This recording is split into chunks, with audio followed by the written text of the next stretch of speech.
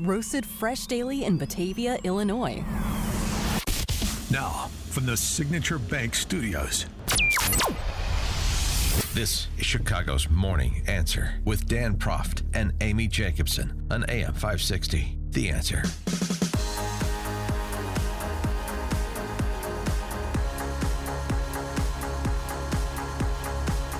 Top of the morning, Dan and Amy. There'll be time for that. There'll be time to assess the failures of American as well as Israeli intelligence.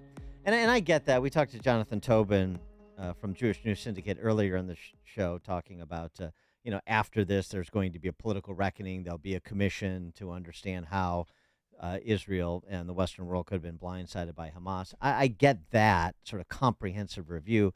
But this idea that you can't have a conversation about the intel failure, even at like basic operational levels in real time, strikes me as absurd.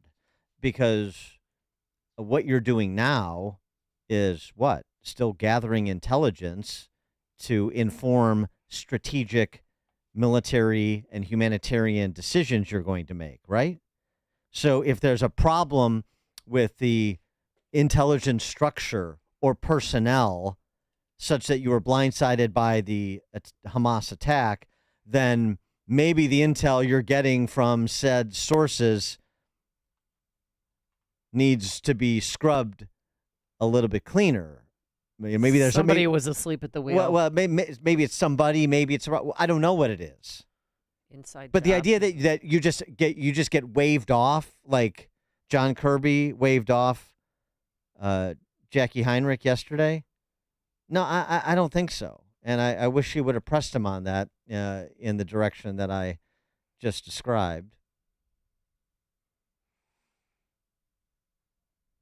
John, this was a massive intelligence failure. Who bears responsibility for that? You know something, Jackie? There's going to come a time when it's appropriate for us to take a look back retrospectively and see what the intel picture showed us or didn't show us, whether there's any gaps that need to be closed. There's going to be a time for that. And I suspect that our Israeli counterparts will do the same thing. Now's not that time. It's just not that time. So the follow-up is, well, if there's the possibility that something or someone in the intelligence operation of the United States or Israel is compromised, then isn't now the time? Isn't now the time to address that, assess that, explain that? I think it is. Speaking of things that John Kirby and folks inside the Beltway are still getting their heads around, what to do about American hostages, what even to do about Americans who are not hostages but in Israel and want to get out. James Rosen posed this to Kirby. 27 Americans killed is a very large number.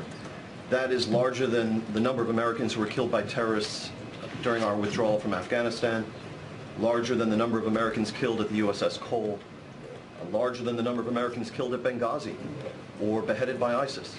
And I believe it's accurate to say that after all of those events, direct U.S. military action was ordered by the Commander-in-Chief. 27 Americans killed. Why is it the posture of the Biden administration to just let Israel handle this job, in essence, instead of U.S. forces going in and getting the guys that killed our people? James, we will do, as Jake said, everything we can to get those American hostages home with their families. We recognize that they are not the only people being held hostage. Other nationalities are included in that group. We don't have enough information right now to make a policy decision about how to do it. So I can appreciate the sense of urgency in your question. Believe me, we share it. But we aren't going to act one way or another until we have enough information to act upon.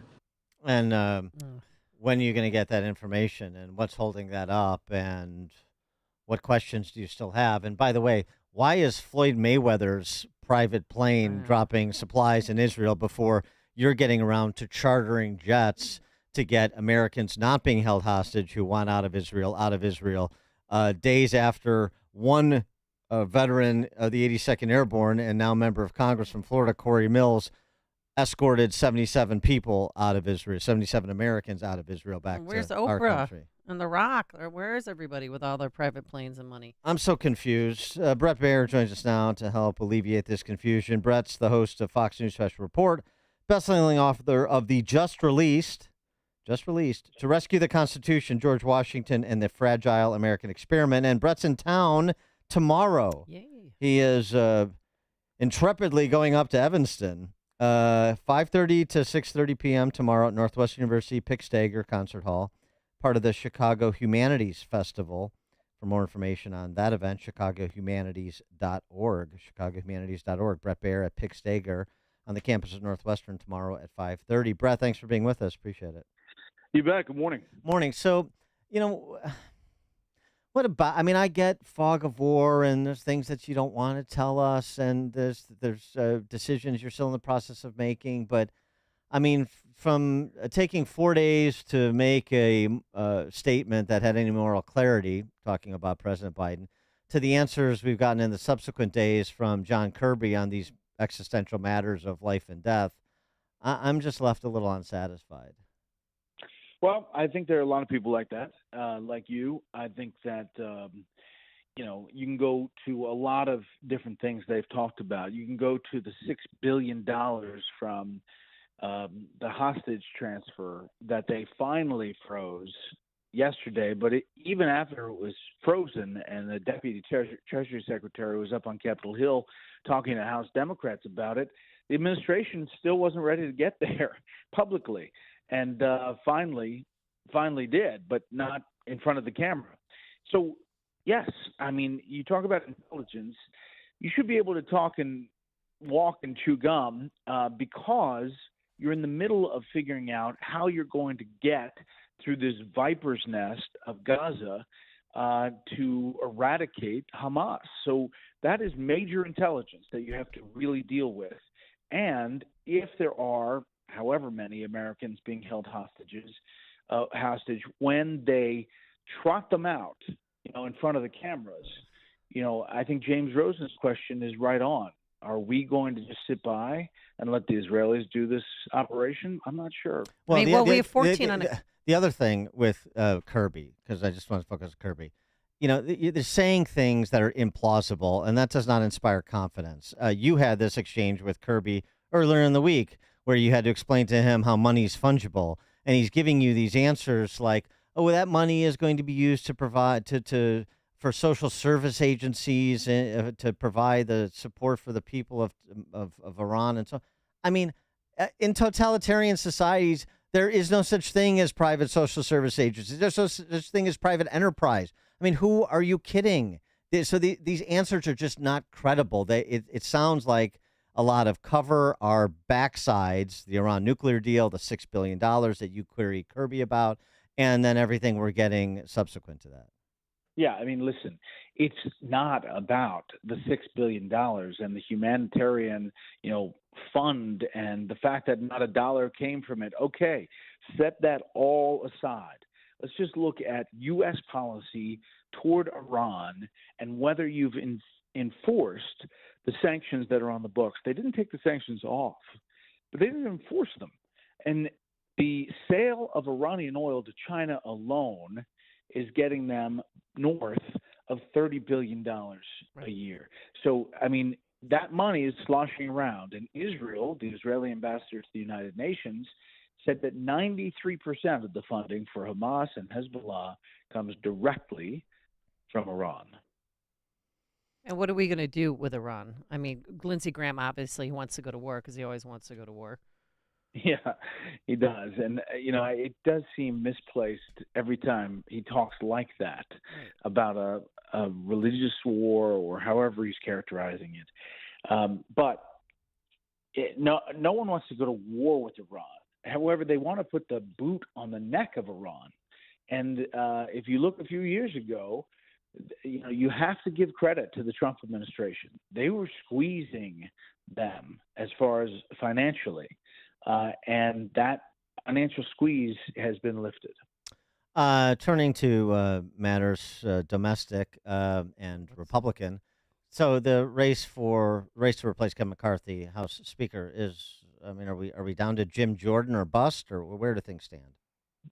Well, I think Jim Jordan's in the pole position, but there's still not 217 votes. I had this interview with McCarthy yesterday, and I said I was hearing all these crazy things up on Capitol Hill. This is before Scalise stepped down.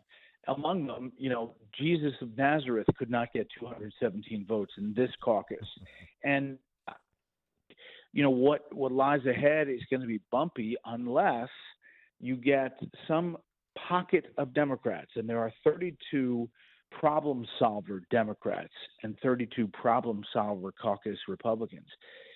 This is a problem, and it needs to be solved. And I'll be curious to see if anybody comes across the finish line that maybe some Democrats in that caucus could vote for.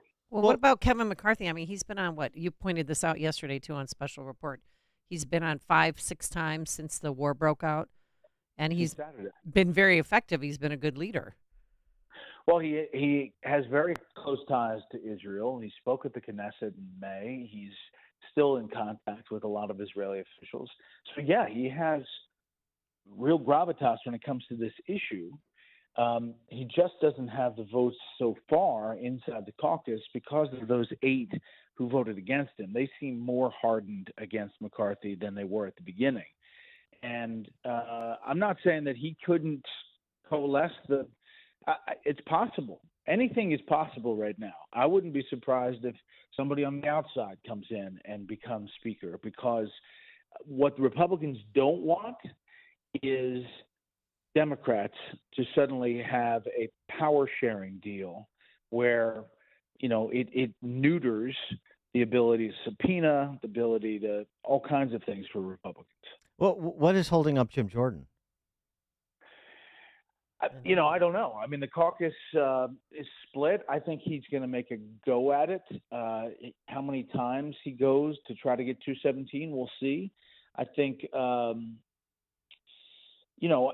there's some folks that they look to January 6th and the vote for certification as sort of like a moment that they want that speaker to be one way or another. Jordan had 99 votes the first time. I'm sure he has more now. He just, has to get significantly more. And Scalise folding in for Jordan if he is indeed the nominee, so that you try to whip the 218. I mean, you would think, but look, McCarthy would not say definitively that he said he was supporting Scalise, and I said, did you vote for him? He wouldn't say. And then I said, well, is that who you want to be speaker? And he wouldn't say, because I think he still wants to be speaker. Right. And then Scalise, when he dropped out and withdrew last night, he didn't say, I want all my people to vote for Jim Jordan. He could have, but he didn't. Brother. All right. I just don't want to lose sight of this. I know this is, a modest thing when we're talking about situations like life and death in the Middle East, but still, I mean, it's just, it just speaks to the ridiculousness of Washington. And I mean, if you can't hold Jamal Bowman responsible under the local law in D.C. for pulling a fire alarm for political reasons, like he's a high school prankster, I mean, why even bother talking about the Biden crime family? Jamal Bowman. He thought it was the light switch. Come on. I mean, he's a former principal. Please. No, it really is. I mean, it is Soviet. It's like, we're going to tell you things that are designed to humiliate you. We know you don't believe them. That's not the point. The point is, we're going to tell you that's what it is. You're going to feel helpless and humiliated, and we're going to go about our merry way. I mean, it's really something. That just go back to Bowman for a second. The shot of the fire thing that everybody has seen in every building, where it says fire, it's red, it's got plastic over it. You have to lift the plastic. It can mean anything. And pull the thing down, and he thought it was the light switch. Yeah. Or how to open the door. It is right. Honest You're right mistake. About that. Honest mistake. Hey, Bob Menendez, Joe Biden's brother from another mother. So he and his wife allegedly were working as Manchurian candidates for the Muslim Brotherhood, or what's the latest? Basically, this ties to the the stuff he was doing behind the scenes for Egypt. And now, in addition to the corruption charges, they have rewritten the indictment to include foreign agent FARA laws violation, and that he was operating as an agent for Egypt. So violation of FARA is something that's important then to the federal prosecutors. Interesting. I didn't know that. I didn't know that was still in force. Hunter Biden, maybe. I don't know. All right. So tell us about your event Saturday. Yeah, I think it's we'll hopefully have a good turnout. There's still, if you have the website there. Yeah, ChicagoHumanities.org. Stop by 5:30. We're going to sign books. We're going to do a Q&A about the book, about anything else. I'll take any questions. Fair, balanced, and unafraid.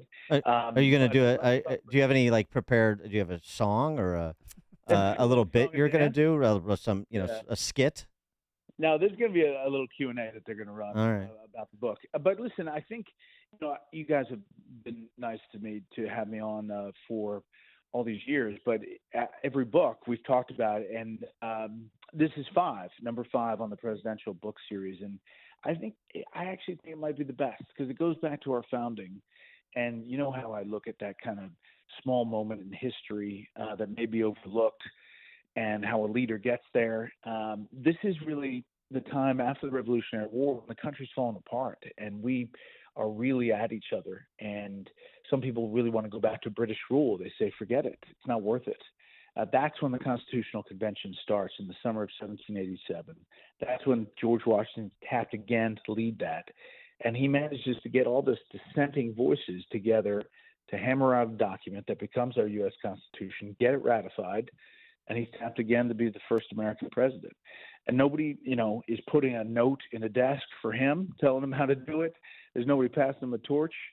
He is the torch, and without him, I just don't think we'd have a country. So it's like this narrative. You're in the room, same kind of writing, but it's our founding, and I think it's important. You want to throw, because I went to Northwestern, I don't know if you knew, but you want to throw that campus up for grabs? Show up dressed like you're the general of the Continental Army. that place, that'll work. Yeah, it's going to make news. Bret Baier is the host of Fox News Special Report, 5 p.m. weekdays, best-selling author of the book he was just discussing, To Rescue the Constitution, George Washington and the Fragile American Experiment.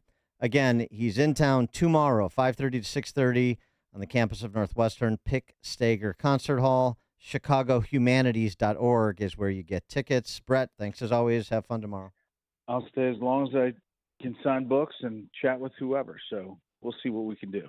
All right. Thank you so much. And he joined us on our turnkey.pro answer line. There's only one radio show in Chicago talking about today's biggest stories and telling you what they really mean. That show is this one, Chicago's Morning Answer on AM 560, The Answer. I'm Dave Nissen, CEO of PKF Mueller. As a CPA firm, we have been serving our business clients since 1968 by providing audit, accounting, tax, advisory, and consulting services. We as trusted advisors go beyond what our clients hired us to do by thinking outside the box to understand their operation